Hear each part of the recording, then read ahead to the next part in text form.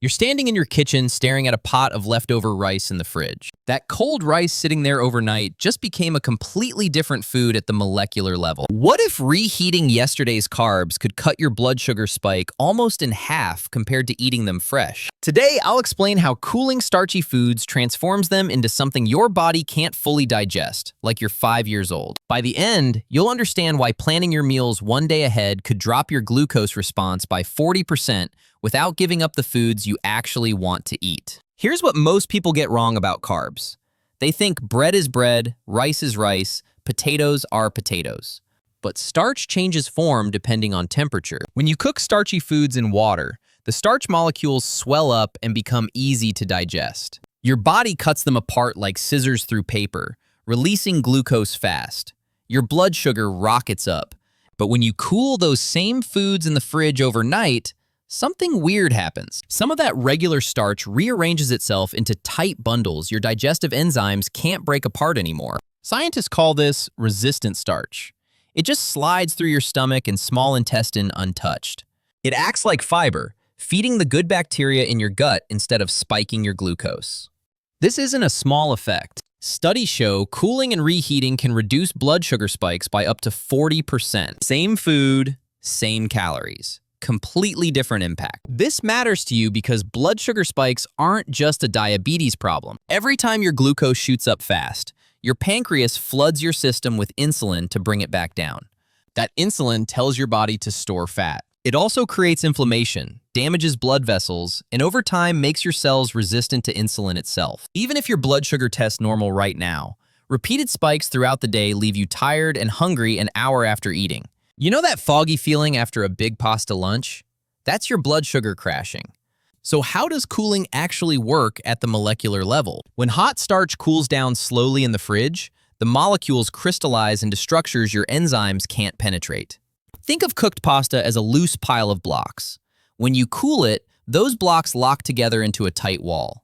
Your digestive enzymes bounce off instead of breaking through. The best part is you can reheat the food and the resistant starch stays resistant. You can even freeze and defrost bread to get the same effect. This means you can meal prep on Sunday, cook a big batch of rice or potatoes, let them chill overnight, and eat them all week with a lower glucose impact than if you ate them fresh. Add a tablespoon of coconut oil to your rice while it boils, and you might get even more resistant starch formation.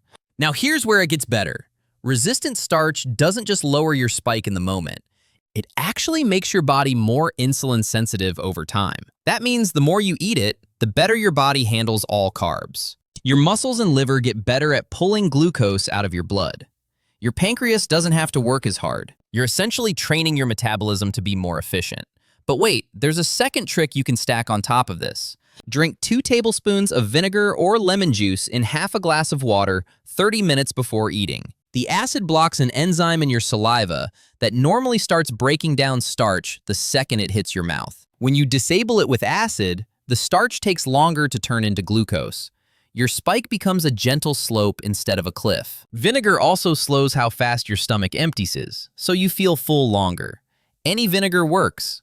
White, apple cider, rice vinegar, just make sure it has no added sugar. Here's what you need to understand about meal sequencing. The order you eat food matters almost as much as what you eat. Start your meal with vegetables, especially leafy greens. The fiber fills your stomach and slows digestion. Then eat your protein and fat. Meat, fish, eggs, cheese, nuts. Save the starchy carbs for last. When you do it this way, the fiber and fat create a barrier that glucose has to get through. Your spike gets cut by 20 to 30% just from eating the same meal in a different sequence. If you're eating spaghetti bolognese, you obviously can't separate the noodles from the sauce. That's fine. Just start with a salad dressed in oil and vinegar. And here's a rule you should never break. Never eat carbs alone. Always pair them with protein, fat, or fiber. Ideally, all 3. An egg sandwich combines protein and fat from the egg with starch from the bread. Rice and beans gives you starch plus fiber and some protein. Add butter or ghee to your potatoes for fat.